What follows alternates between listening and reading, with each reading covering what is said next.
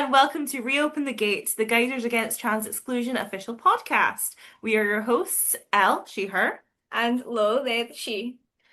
This week we have some special guests with us, Lily, a Gate member and strategy advisor, and Alex, our Gate lead for youth engagement and events. Okay, we'll be swapping in and out. There we go.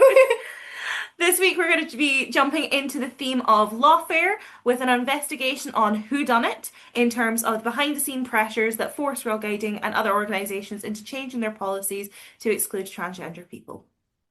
In September 2025, 5 months after a Supreme Court ruling that changed the legal definition of women, Girlguiding emailed its members to say, for the second time, that trans-inclusive policies were not going to be changing until the government released guidance on the new ruling. 2 months later, although the long-awaited guidance has not yet been given, trans girls and women were nonetheless banned from joining Girlguiding. So what happened in those intervening weeks? Why didn't Girlguiding wait for guidance to be issued? And how did we end up in the situation in the first place? These are the questions we are going to try to answer today. And if that isn't enough of a hook, wait till you hear what Lily has to say. Let me take you back to 2018, a year I've just realised I can't remember a single solitary thing about. It is 4 years after gay marriage was legalised in the UK, and Scotland is under a left-wing government. It's among the world leaders in LGBT rights. The Scottish Parliament is considering plans to change the Gender Recognition Act to essentially make it easier for trans people to have their gender legally recognised, with fewer loopholes to have to jump through to get there. This is also the same year that anti-trans campaign group For Women Scotland was founded, largely in response to all of these planned reforms. If you've been paying any attention to the situation of trans rights in the UK over the last year, you will have heard of this group. If you haven't, this gender critical group was ballooned from more or less obscurity by the vocal and repeated support of Harry Potter author J.K. Rowling. And if you are a fan of Harry Potter and didn't already know this, we'll give you a minute to mourn. In the following years, For Women Scotland continues to lobby against pro-trans legislation in the Scottish Parliament. In 2024, they launch a GoFundMe to pay for the legal costs of taking a case to the Supreme Court in which they want to change or challenge the legal definition of women. Their target for this is £75,000, and J.K. Rowling donates £70,000 to this fund. It's really entertaining to me that she just left that remaining £5,000 to someone else, like, I'm going to go this far, but then you can handle the pocket change. So this is really a game changer for For Women Scotland. Prior to this, they've been reporting assets of around about 60,000 every year prior to this, and that's the same case for 3 or 4 years behind. In the space of this one donation and this 1 year, this more than doubles their entire organisation's assets, which is absolutely insane for any organisation, let alone one that prior to this has had very little in terms of funding and media attention. So the year is 2025. Definitely still remember that one. And For Women Scotland, bloated on J.K. Rowling's cash infusion, wins their case in the Supreme Court, changing the definition of women in the Equality Act to biological women. So, Lil, what has been happening since then? Since 2017, Girlguiding had been inclusive of transgender girls and women without issue. There hadn't been a single safeguarding issue reported related to a transgender girl or woman, and Girlguiding was marching in pride parades, selling inclusive pride badges, and holding staff trainings on gender diversity. The Supreme Court ruling put years of peaceful, safe, and inclusive practice in jeopardy. So Girlguiding, along with charities, businesses, public bodies across the UK, is plunged into murky, shark-infested legal waters.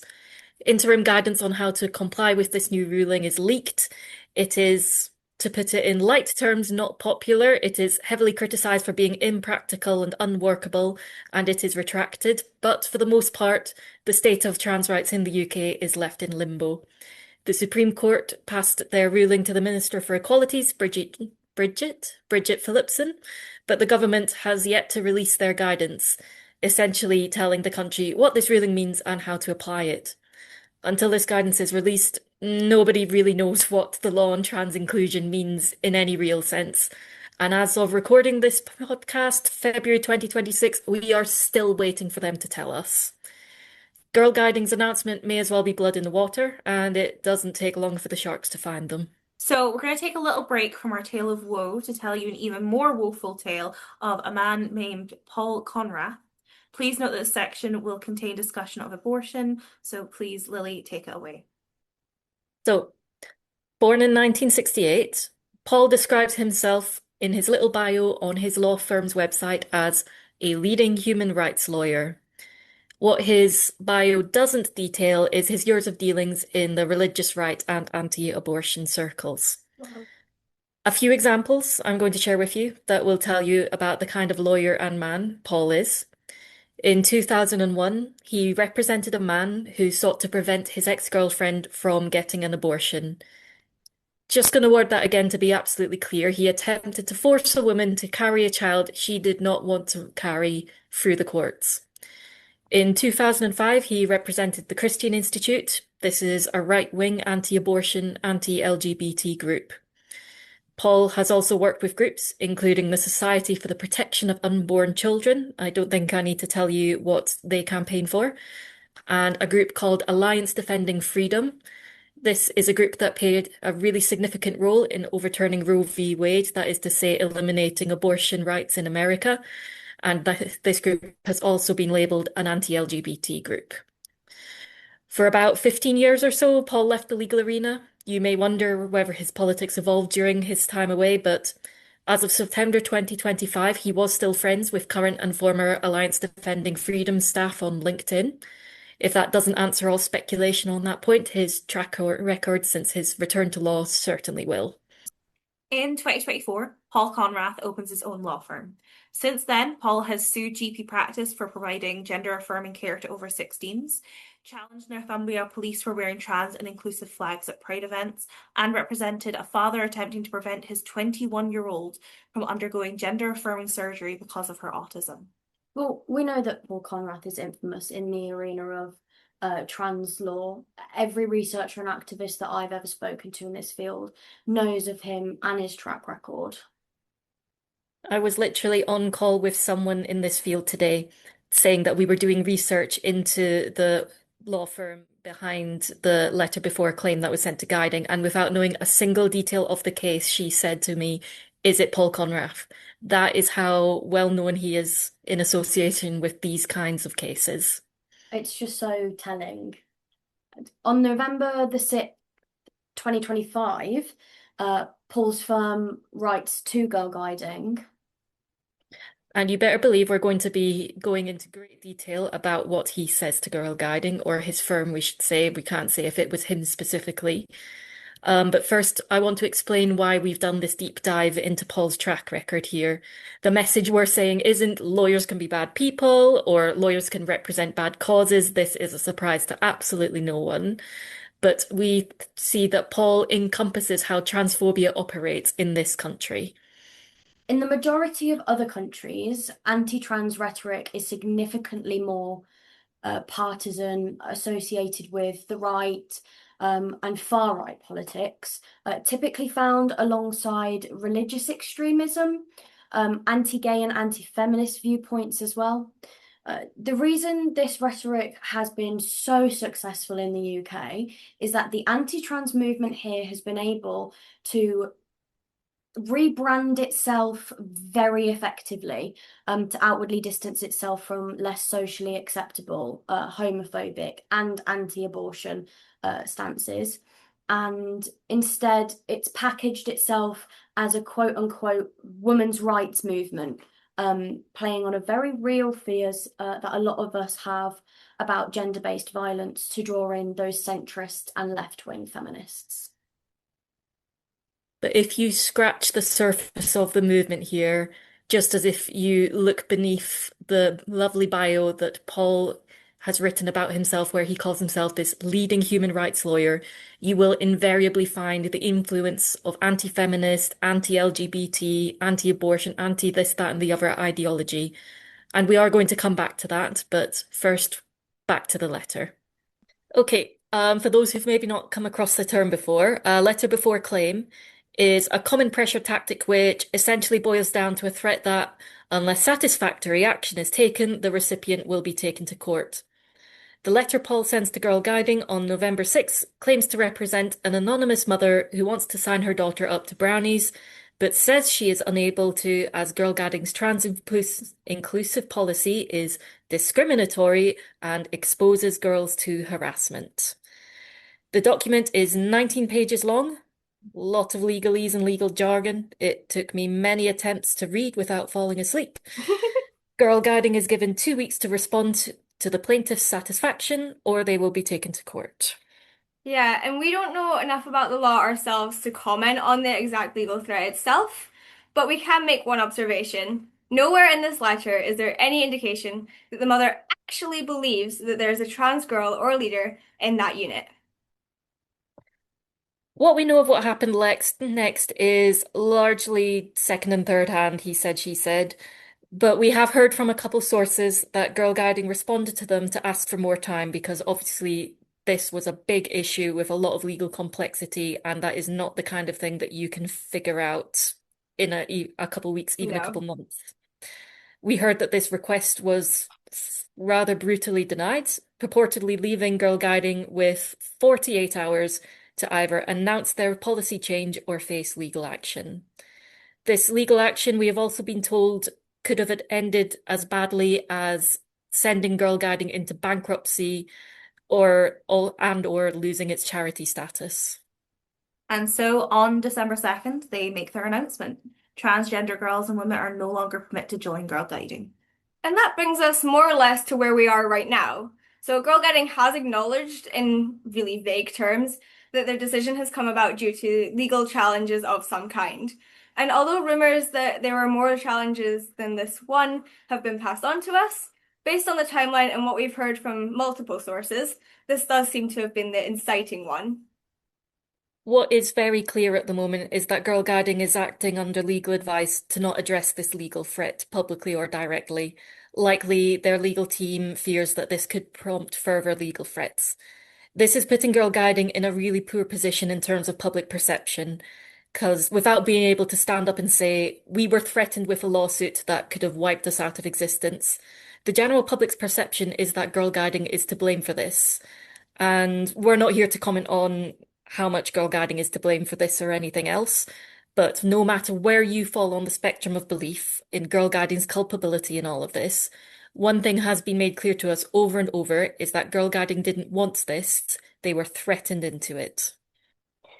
But it begs the question, if not Girlguiding, then who is to blame? So this is when we get into the whodunit of it all. We told you that the letter sent to Girlguiding was sent by a lawyer on behalf of a mother.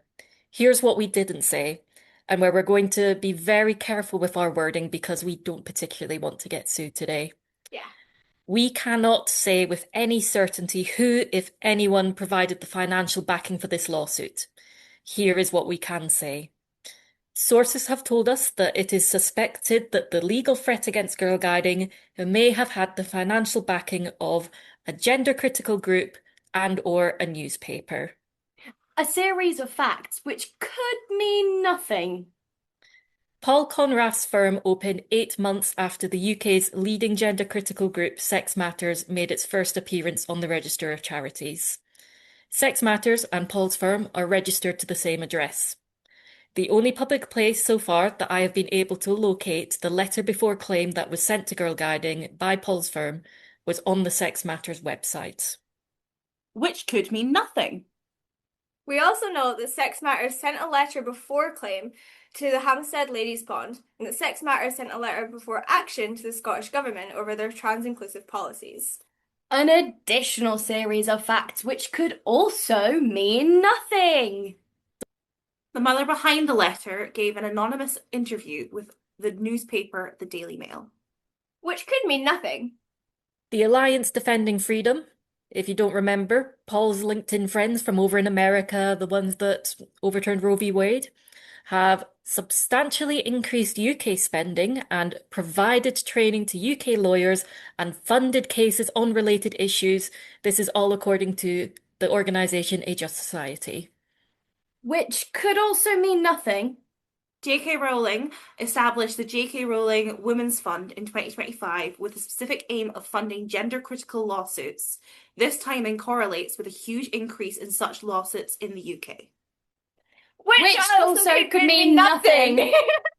Now I'm going to give you your daily piece of vocabulary for the day. I'm going to teach a really important word, and that is lawfare. Lawfare is defined as the strategic use of legal proceedings to intimidate or hinder an opponent. Lawfare is a tool. Like any tool, it can be used for good or for bad. In the context of trans inclusion in the UK, it is clear that it is being used to bully. Charities simply do not have the funds or resources to stand up to legal threats that are backed by anti-trans lobbies with enormous amounts of financial funding. We mentioned Alliance Defending Freedom and J.K. Rowling above. The Good Law Project has also linked funding for anti-trans causes in the UK with Russian oligarchs, with far-right anti-immigration Spanish party Vox. If you haven't heard of them, they are terrifying. With other anti-abortion and anti-LGBT groups. In terms of money, it is David and Goliath. Because of the nature of what and who we have discussed today, we do have to say one more thing. Please pay attention to this video. Remember what we have shared with you. Tell your friends about it, because there is a very real possibility that these people could come for us next.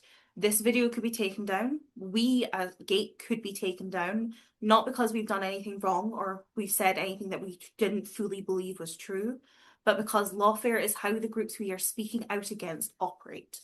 I'm going to head us in the direction of wrapping things up with two really important quotes from two really important groups. This first one is from the Good Law Project. They are doing a lot of great work surrounding trans rights in the UK. What can often seem like grassroots, family-led initiatives are often linked to much larger and influential organisations.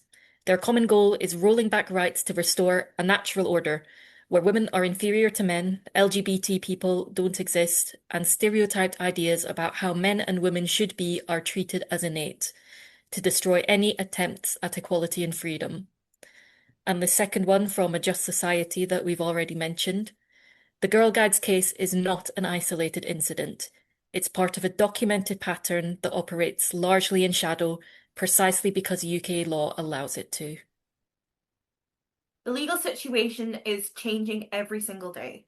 Decisions will be made in the courts and in government in the coming weeks and months that will determine the future of trans inclusion in the UK, and it is critical that we keep the pressure on decision makers to do what is right. As always, we have a call to action at the end of the podcast, and this week might be one of our most important yet. If I could climb onto the roof of this building and scream it to the world from the rooftops, I would. Write to your goddamn MPs. Call them if you can call them. Get to their surgery hours and do it in person. That is even better. Write in particular to Brigitte Phillipson, the Minister for Women and Equalities. She is the one working on this guidance. She is the person we need to talk to and get on side. If you've already written, if you already called, write and call again. If you have written to your MPs and other representatives, no matter where you are in the UK, make sure to CC us in and send us the response. Our email will be in the description below. And if you're unsure where to start, our website has lots of advice and resources to help you get started. Keep caring and keep turning up and speaking out, as Girlguiding taught us to do. The situation is bleak, but there is still so much that we can do as a collective to keep fighting this fight. Thank you so much for tuning in to listen to this episode of Reopen the Gate. If you like what you heard, please make sure to subscribe and stay updating for the following episodes. And thank you so much to our two special guests. Next podcast, we will be thinking about World Thinking Day. So thanks for listening, and we'll see you next time. Bye!